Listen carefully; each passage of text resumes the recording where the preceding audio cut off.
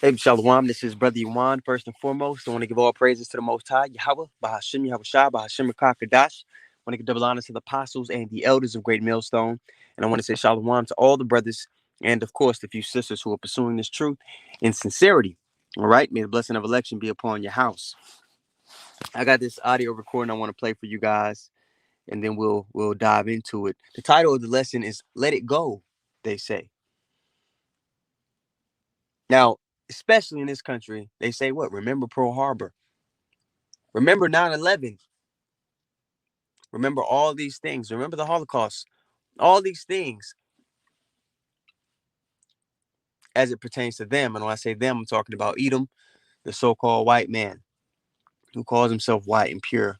But in all actuality, he's the devil that the Bible speaks of.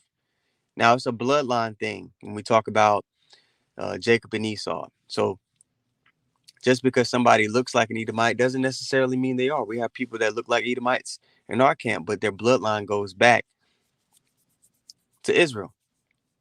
Okay, now the bulk of our people, they're going to look like what they are. They're going to look like the so-called Black, Latino, Native Americans. But there'll be people within there that look like other nations because we've been scattered. And the seed goes by the Father. All right.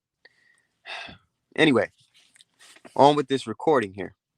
A woman speaks about the life of her grandmother in a brief excerpt. So here you go. Go back and watch that video for context, but he is definitely telling the truth. I am 33 years old. I live in Meridian, Mississippi, born and raised, and still live here. And I have a 100-year-old great grandmother. And we're really not sure about that age. You know, it comes into question sometimes. But basing it on historical events and what she's been told her whole life, you know, she's 100 years old. She was born 1921, directly after slavery. But it didn't stop her from being one. My grandmother was born into this world and didn't know she was free. She picked cotton into the 50s, didn't realize she was free until the 60s, and still didn't obtain true freedom until 1977 when the boss she worked for her whole life died.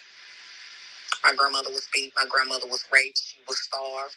My grandmother was impregnated by her boss, and he beat her into a miscarriage. After that, she wanted to go. Yeah, so that's not long ago. These there's many stories and testimonies just like that. So they say let it go like it's so far in the past. That was my great grandparents. Did this and that and the third. No, man, you are your forefathers, and these heinous the cruelty against Jacob, the violence against. Let me get it real quick. Obadiah 1:10. Okay, you're gonna be punished for it. There's no escape. You're not gonna escape from the Lord's judgment. Obadiah 1:10. It says, "For thy violence against thy brother Jacob, shame shall cover thee, and thou shalt be cut off forever." So your recompense for all this wickedness, your perpetual hatred towards your brother,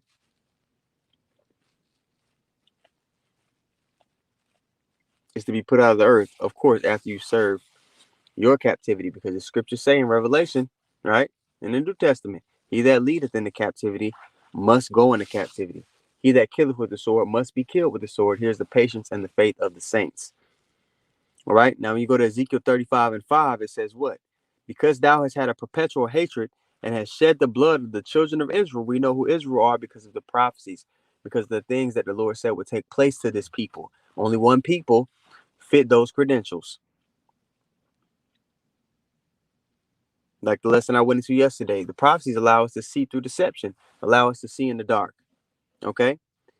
Because thou hast had a perpetual hatred and hast shed the blood of the children of Israel by the force of the sword in the time of their calamity, in the time when their iniquity had an end. Because the Lord said what? He was a little displeased. Let me get that really quick. In Psalms, bear with me. No, it's in Zechariah. So like in Zechariah 1:15. All right. It says, and I am very sore displeased with the heathen that are at ease. And the nation of Edom, Esau, they're at ease right now. Right now, they're in their heaven. And heaven and hell, they're living conditions. Right now, Israel's living in their hell. We're under the curses right now in the land of America, in Babylon the Great. Okay, spiritual Sodom and Egypt, as the scriptures call it. Zechariah 1:15 again from the top. And I am very sore displeased with the heathen that are at ease, for I was but a little displeased, and they helped forward the affliction. So this devil within our captivity, the Lord allowed us to be given into their hands because we went against our power.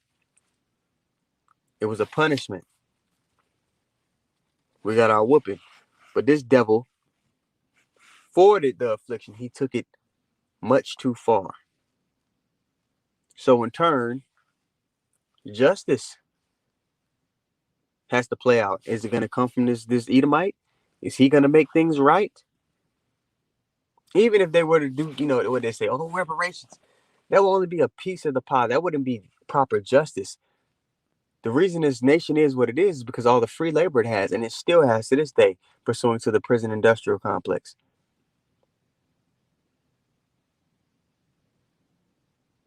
They have the Lord's jewelry in their possession, and they use us to market, their ideas, to push certain things.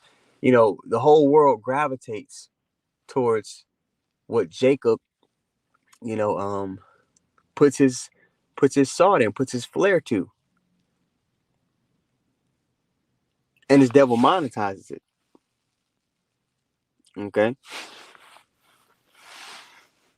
Now, where I want to go, I just read Zechariah 1:15. Let me play that recording one more time because I lost my train of thought, but it'll come back to me. Go back and watch that video for context, but he is definitely telling the truth. I am 33 years old. I live in Meridian, Mississippi, born and raised, and still live here. And I have a 100-year-old great-grandmother.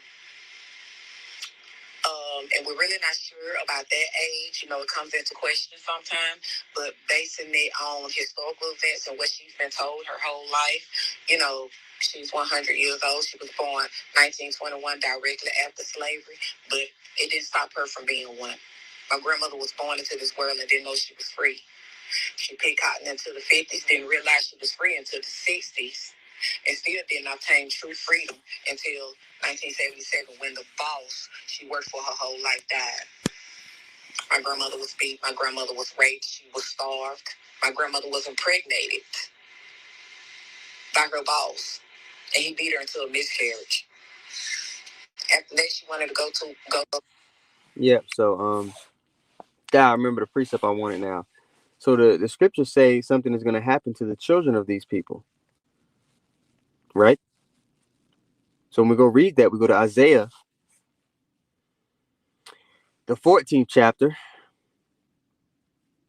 and actually we'll start at the top, and then we'll jump through the chapter. This is Isaiah 14:1. It says, "For the Lord, all caps, being Yahweh, will have mercy on Jacob." Jacob, whose name was changed to Israel. And throughout the volume of the book of Israel, you'll come to notice that common theme that the Lord points out what people he's addressing. And will yet choose Israel and set them in their own land. So the Lord is going to set the nation of Israel in their own land. There's not going to be any Balfour Declaration. There's not going to be assistance from another nation to put them back. That doesn't line up with prophecy. All right. And the strangers shall be joined with them, and they shall cleave to the house of Jacob. Now, this is upon the transference of power. All right. When the Lord has returned.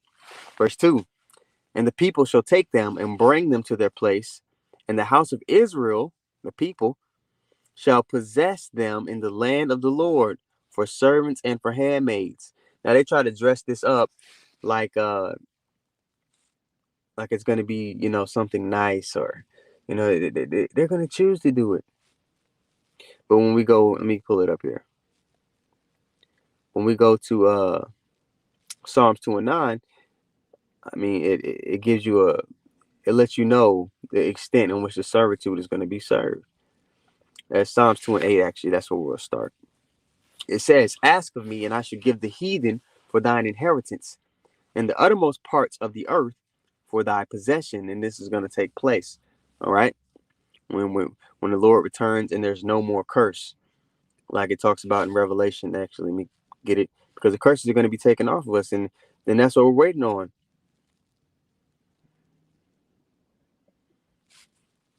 Let me get it real quick. Revelation 22. And this lets you know that, hey, man, the nation of Israel is going to be under these curses until the Lord returns. So what are these people calling themselves Jews? Why do they run the world at this time? What's going on? What's up with that? You know, it doesn't make sense. It doesn't add up. And again, prophecy is what allows you to see through all this deception. You see? Revelation 22:3, it says, and there should be no more curse, but the throne of God and of the Lamb shall be in it, and his servants shall serve him. All right. Now let's go back to Psalms 2:8 and further elaborate on the judgment that's going to take place to our enemies. Okay. Psalms 2:8. Ask of me, and I shall give the heathen for thine inheritance, and the uttermost parts of the earth for thy possession. Thou shalt break them with a rod of iron. Thou shalt dash them in pieces like a potter's vessel. So this is the manner in which the servitude is going to be served. Now let's go back to Isaiah, the 14th chapter. All right. Isaiah 14:2. And the people shall take them and bring them to their place, and the house of Israel shall possess them in the land of the Lord for servants and handmaids. And they shall take them captives, whose captives they were. Who took us into captivity? The scripture is saying we're gonna take those same people that took us into captivity, that stuffed us in the boats, and a third of us died on the journey. They had us pooping and shitting on ourselves, raping our women, raping our men, starving us, all these different things. That those same people that did us in that fashion, that took us into captivity, we're going to take them into captivity. Now, we're not going to rule in unrighteousness. We're not going to be committing adultery. All right. We're not going to be raping the men and committing the pedophilia and all these different things. All right. But they are going to be in captivity, and it's going to be a harsh judgment. Justice is going to be served, and the earth is going to be given into our hands. But it's going to be in our hands for an everlasting time. You see, Job 9:24, the earth was given into the hand of the wicked, but he's going to restore it in the righteous fashion and give it unto his son, and his son is going to share it with the people. Okay. And they shall take them captives, whose captives they were, and they shall rule over their oppressors. All right. So this is what's going to take place. So they try to tell us, oh, let it go. Oh, that's the past. Nonetheless, though it may be the past, justice is going to be served for it. And that's what this devil was trying to escape. But there will be no escape. Obadiah 1:18 will take place. All right. Your plan is going to fail. You're not going to be able to root out the nation of Israel, do away with his people like you tried to do throughout the ages. It's going to fail. All right. So, quick lesson. I want to give all praises once again to the Most High. Yahweh, Bahashim, Yahushua, Bahashim, Rakah Kadash. I want to give double honors to the apostles and the elders of Great Millstone. And I want to say shalom to all the brothers and, of course, the few sisters who are pursuing this truth and sincerity. All right. May the blessing of election be upon your house. Shalom.